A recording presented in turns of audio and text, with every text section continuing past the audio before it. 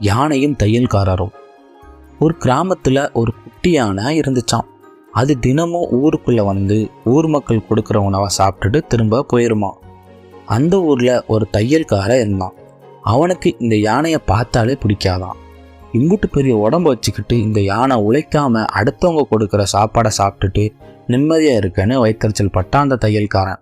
ஒரு நாள் கிராமத்துக்கு வந்த அந்த யானைக்கு எல்லாரும் நிறைய தண்ணி கொடுத்தாங்க. அப்போ ஒரு பையன் அந்த யானை மேலே சவாரி செய்யணும்னு கேட்டான். உடனே அந்த யானை அந்த பையனை முதுகில் தூக்கிட்டு நடந்துச்சு. இதை பார்த்து அந்த பையனோட குடும்பம் ரொம்பவே சந்தோஷம் அடைஞ்சு அந்த யானைக்கு நிறைய சாப்பாடை கொடுத்தாங்க.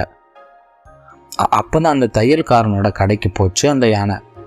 அந்த யானை மேலே உள்ள கோவத்தில் அந்த தையல் கடைக்காரன் ஒரு வாழைப்பழத்தில் ஊசியை வச்சு அதுக்கு சாப்பிட கொடுத்துட்டானா. அந்த வாழைப்பழத்தை யானையோட வாயிலிருந்து ஊசி குத்தி ரத்தம் வர ஆரம்பித்தான்.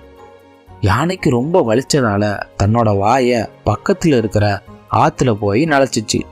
அப்போ தான் அந்த ஆற்றுல நிறைய சேரும் சகதி இருக்கிறத பார்த்துச்சு அந்த யானை.